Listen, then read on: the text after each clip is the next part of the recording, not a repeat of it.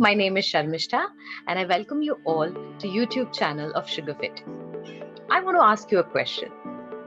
Can changes in dietary habit help in improving your metabolic health? Of course it will. Various studies conclude that fasting does help in enhancing overall well-being, which also includes your metabolic health. Fasting helps in maintaining your glycemic levels, improving your insulin sensitivity, reducing your insulin resistance, and thus enabling the weight loss. But before we get into the workings of overall metabolic functions of your body, let's start with some basics.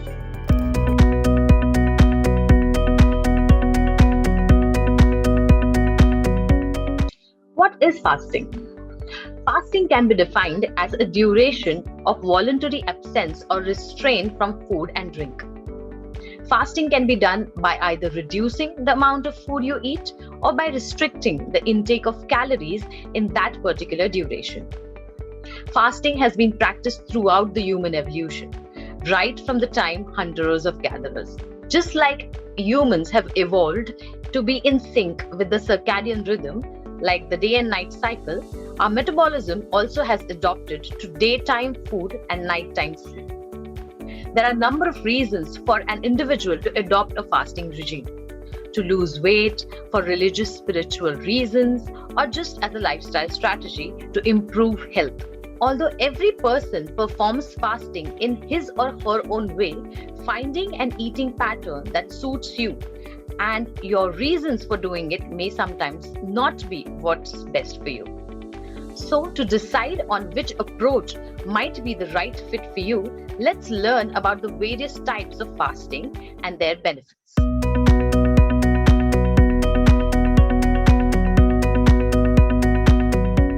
What are the types of fasting?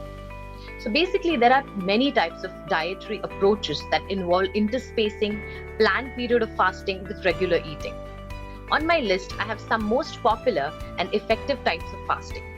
The first one is intermittent fasting, or 16:8 diet.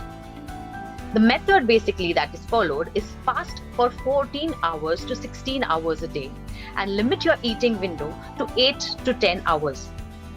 Based on your preference, you can consume 2 or 3 meals within that eating window. For example, a 16-hour fasting window would be like if you eat your dinner at 8 p.m. on Monday and fast until your next meal at 12 p.m. noon on Tuesday. The second one on my list is periodic fasting, or 5:2 diet. Restricting your calorie intake to 500 to 600 kilocalories for 2 days in a week and eating normally the other 5 days. That's the method. I'll give you an example. Eat a small meal, about 600 kilocalories on Tuesday and Friday. Continue eating regular meals on the other 5 days. The third one is eat, stop, eat, or 24 hours fasting. A 24 hours fasting once or twice a week is the method that you follow. For example, a 24-hour fasting window would be like if you eat your dinner at 8 p.m. on Monday and fast until your next meal at 8 p.m. on Tuesday. The fourth one on the list is alternate day fasting. Fast every other day by restricting quantity of either consumption of calories to less than about 600 kilocalories. For example, eat your regular meals on Monday and restricted calorie intake to 500 kilocalories on Tuesday, and go back to eating a regular meal on Wednesday, and so on and so forth. The last one is extended fasting. It is a form of intermittent fasting involved extended pause on eating. So, for example, eat your lunch at 2 p.m., which would be your last meal on Monday, and then stop eating or then start your fast from that Monday.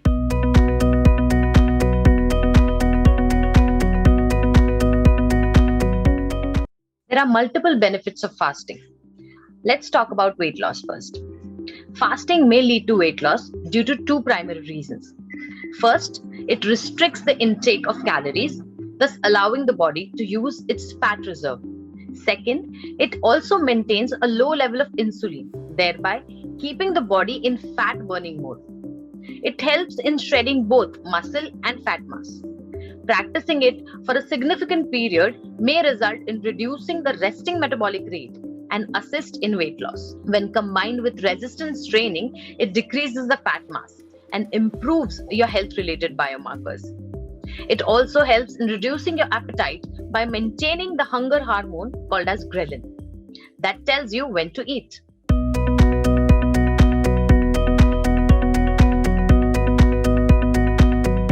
The next benefit is metabolic flexibility.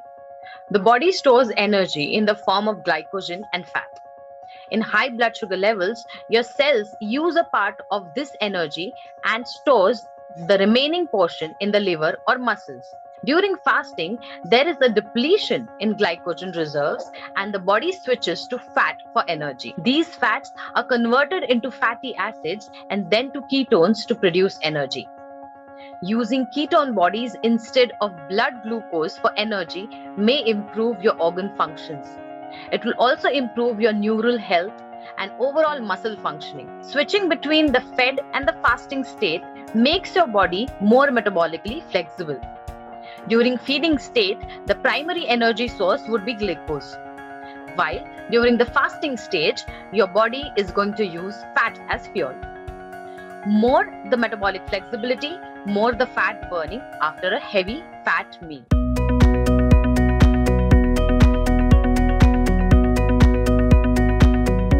The third one, and a very important one, is insulin sensitivity. A comprehensive research study assessing a long-term effect of reducing intake on energy states that calorie restriction reduces various cardiometabolic risks and significantly improves your insulin sensitivity index. Time-restricted eating helps in maintaining the circadian rhythm. Just changing the timings of your meals by eating earlier in the day and extending the overnight fast significantly benefits your metabolism. While a disruption in the circadian rhythm may result in abnormal sugar metabolism and insulin resistance.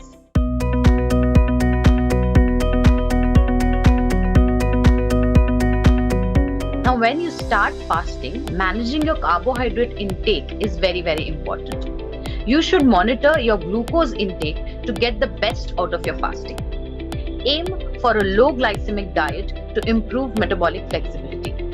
Some of these measures that may help you strictly restricting your glucose would be discussed further ahead.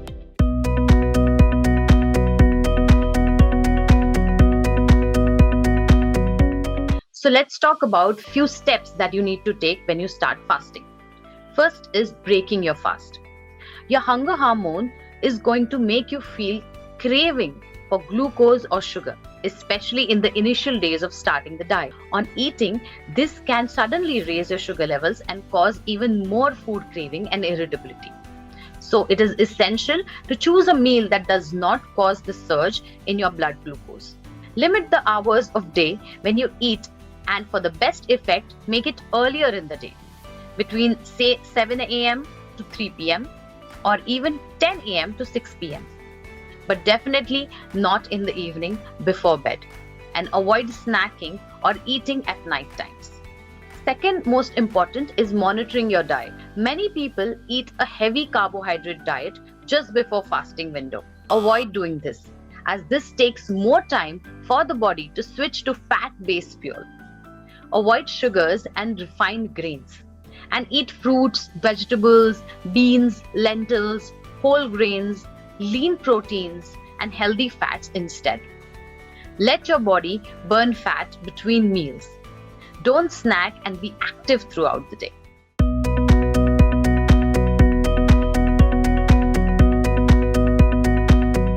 Bottom line, eating healthy is simple, but it can be incredibly hard to maintain.